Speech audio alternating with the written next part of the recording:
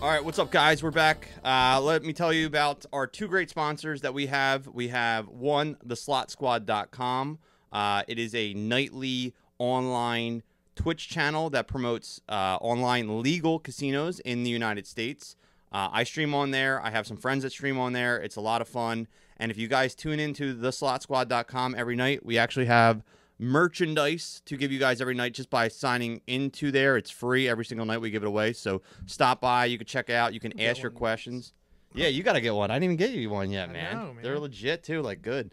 And if you sign in there, you know, you can hang out. You can ask questions about any casino game we play. We play poker, online slots, video poker, roulette, blackjack, like literally everything. It's a lot of fun. We hang out. We have a nice little community. So stop by theslotsquad.com. Check it out.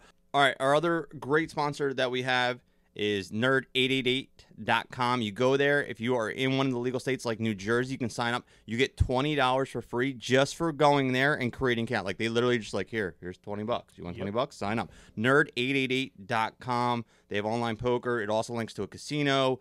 888 is obviously a very trusted brand. Go there, sign up, let us know if you do, and we'll hook you up. I will get you some free merchandise. I promise you that. If you sign up, nerd888.com, make a deposit and bet, I will hook you up as well. So stop by, let us know if you do. I play on there as well. Brian plays on 888 as well. So you can stop by, check us out, let us know what you think. All right, guys? Thanks a lot. So last time we met, we were still kind of in limbo with the live tournament scene, or even live, really, poker scene. But, man, yeah, it's gaining some traction. Things are starting to pick up. Heating up. I know, and I keep getting excited. Like, I'm starting to see like announcements, and like people out in Vegas are like posting stuff now, and it feels like a little bit like back to normal. Like, you know, I'd be at work and like I look through my Twitter feed, and like people are posting chip counts and stuff, and I'm like FOMO, like, oh my god. I'm like, oh yeah, yeah, I know. So now, the big one that dropped this week, which I was excited about, our boy Kev Mathers. If you guys don't know, I don't know Kev Math. Like, I don't hang out with him personally. I've seen him around WSOP. I talked to him a lot on Twitter. This guy is like the man of. You have any question, literally any question about anything poker related, he's like the Google. He's like poker Google. Yeah, absolutely. You can ask this dude anything on Twitter. He's great. He does a lot of the WSOP stuff in the summer for them. I think he actually takes over their Twitter account for a little while and does their like social media. He dropped a bomb this week, a good bomb. I'll read it for you. Spoke with a high-ranking WSOP executive last night. This was on March 2nd, he said this. To answer two frequently asked questions. A live edition of the WSOP will happen in 2021. The dates of the live will not be during the usual time frame, late May to July. And then it said, you know, asterisk, assuming conditions continue improving. So that's a good sign. Yeah. I mean, this week alone, what was it? 16 different states started to lessen their restrictions, and some even did away with all kind of state mandated restrictions in regards to COVID. Texas and Arizona are like free for all. Yeah, you don't have to wear a mask or whatever. It's pretty much, you know, whatever you want to do. I mean, look, you may agree or disagree with it, but the more important thing is that we are gonna have a WSOP this year, a live WSOP. Live. And so I was going down through his comments and reading some of the stuff. Couple things to note, because there's no announced date yet. Some people were saying, what about the beginning of September? Kev said no. This is like, he's got the intel, because he says no, it won't be the beginning of September because they've already booked the Pool League Championships at the Rio for September 1st to 11th. So we know the beginning of September's out. He also put in there down below, he says generally they like to at least have 4 to 5 months of announcement time before they book. Like, yeah. So that would put us probably either at late September or October is what we're looking at for WSOP 2021. I think it's more likely going to be October, just because I don't think that they want to compete with the holidays. You know what I mean? They're never going to have a major tournament series that blends into Thanksgiving and Christmas. It's just not going to work. So it's going to be prior to Thanksgiving and after September, the end of that. I think October is probably a good guess. Yeah. I think October is probably a really good guess of when we'll see it. Now, how we'll see it, will we see? We kind of talked about this last year. I don't think we're going to see, you know, a full Colossus. Oh, my God, like 70 events or whatever they had, you know, 2 years ago. I think we're definitely going to see the online series, though, again this summer. They made so much money off that. That's definitely, I think we're going to see that. Yeah. I think we'll see the online series in July again, and then we'll see the live events in October. So you're going to see maybe 30 days in July, 30 days in October. Yeah. But the thing is, I don't think people realize, like, well, people do realize it, but they don't take it into consideration. Like, WSOP is a business. Like, I get it's a brand, but, like, their bottom line is all they care about at the end of the day. Like, yeah, they want to keep players happy, but, they're going to roll out an online series, a live series, a ring event, a online ring event. They're already doing an online ring event every month, right? Every month this month. Yeah. This year. Every month this year, they're doing online ring events. Like, you see a lot of pros, like, oh, you're diluting the product. Like, ring or a bracelet doesn't mean what it used to mean. And it's like, look, at the end of the day, for pros, the bracelet is like the end all be all. Yeah, yeah. You know what I mean? They already have the money. Yeah. But for regular Joe Schmoes, like, the bracelet's nice, but I really care about, the money. So, like, give me as many opportunities to win as much money as I can. Yes. Like, when I have that, then maybe I'll be like, you know what? Now I'll start bracelet chasing. Yeah, bracelet chasing. Yeah. So start building. I don't think pros understand that. Like, they're the minority in the conversation or in the argument. You know what I mean? Yeah, no. So I think that's good to see that it sounds like it's definitely coming back. I'm excited for it. If they're talking 4 or 5 months, I would say by May we should hear something. We should have an announcement of a release on.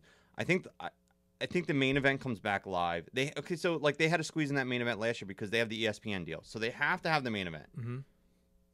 I think we talked about a little bit before.